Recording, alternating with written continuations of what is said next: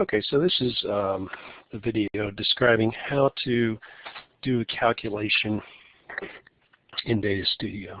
So what we're doing in this case is we're going to calculate momentum and kinetic energy. So we're going to create the experiment. And I don't have mine hooked up to the Data Studio, which doesn't matter in this case because I'm just setting things up.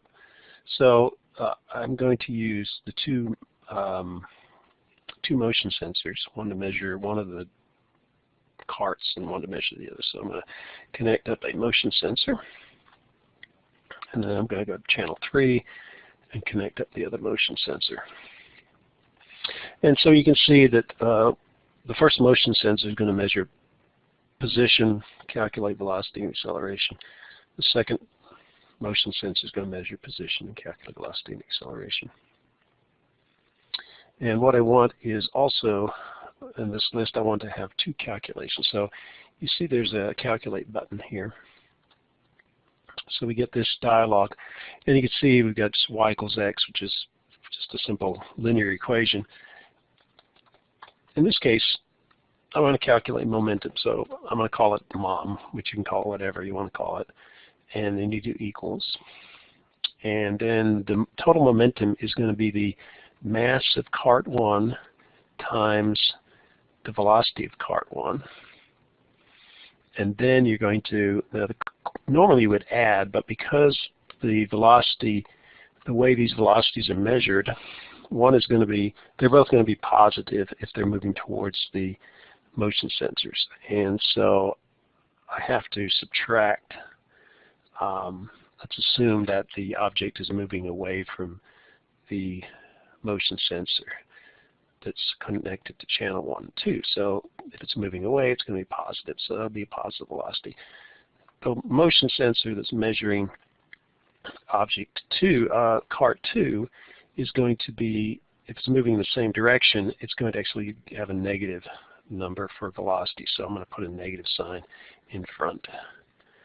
So I have momentum, which is mass times velocity, and we have two components. We have the first cart and the second cart. So we push accept, and what that does is it accepts that equation, and you can see here it includes the equation, momentum equals this equation. So now we have to define what M1, V1, M2, and V2 are. So there are 4 things we click on. So mass is a constant, which we measure, and let's say it's 0.49 kilograms. So I put 0.49. Okay, the velocity is a measured quantity, so it's data measurement.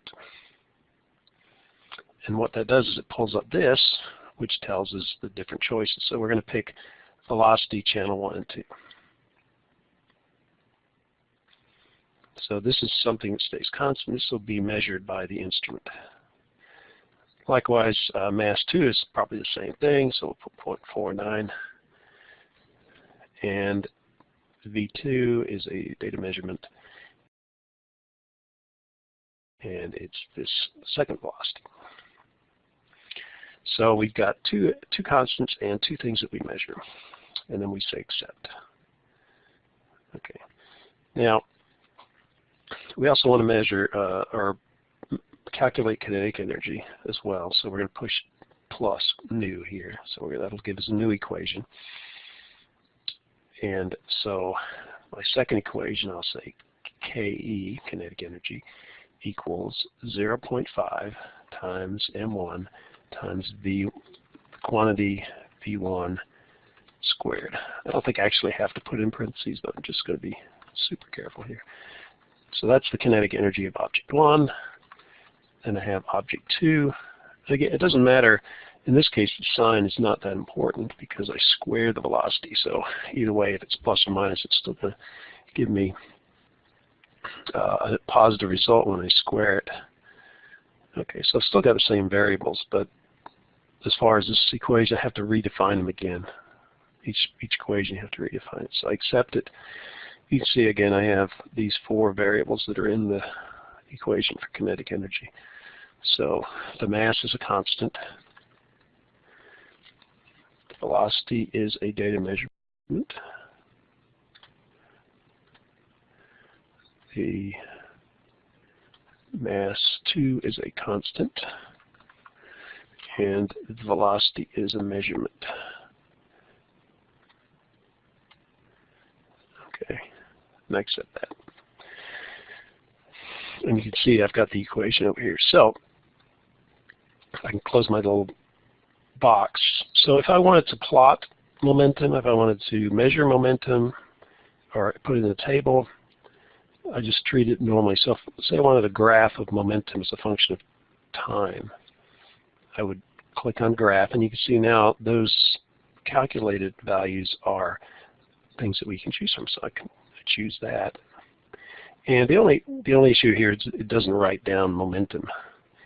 And you can see I can change that as well. I could choose kinetic energy, but I'm not sure exactly how to change that so that it actually says momentum here. And if I wanted to do both kinetic energy and momentum, then I could grab a hold of the kinetic energy equation, slide it over here, and put it there. And you see there are 2 dots now. If I go up here, this is the data from kinetic energy. This is the data from momentum. And if I click on that dot, you can see that dot represents momentum. And actually, how do we change that? I think we go here, and then if I click on it, it's and it didn't change. Oh yeah, there it is. So if I want to look at momentum, I click on the little box up here, and I click here, and you see it's momentum. If I go back up and click the box, and this different thing is highlighted, and I go here, and you see it has kinetic energy. So you know this is momentum, and this is kinetic energy. So when we actually run it, it'll be obvious which one's which. So that's how it works. Now let me just pull in a data set just to show you.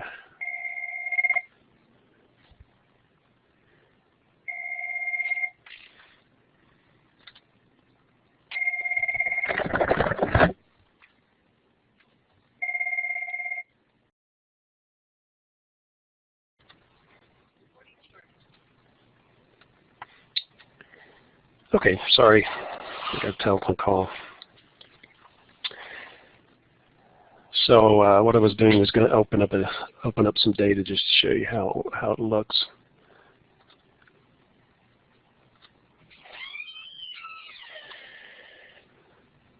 So this is a plot.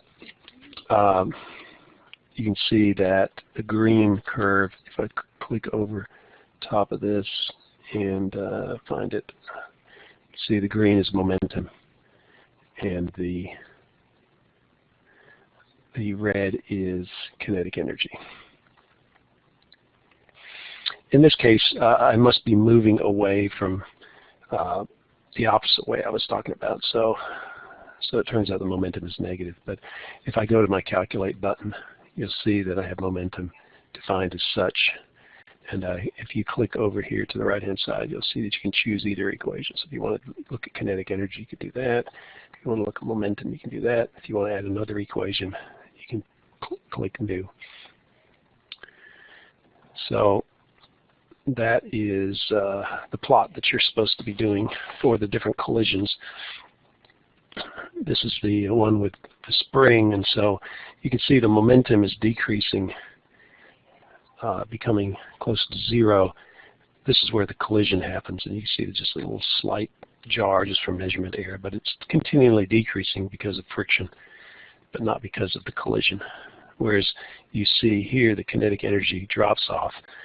It drops off rapidly because of the spring, but then when the spring recalls backwards, you lose some kinetic energy because of friction.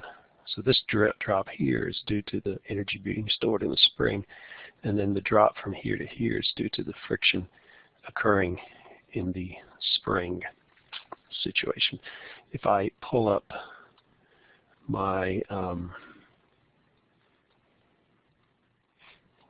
other one, and you should see the same thing here. If I look at my magnetic field,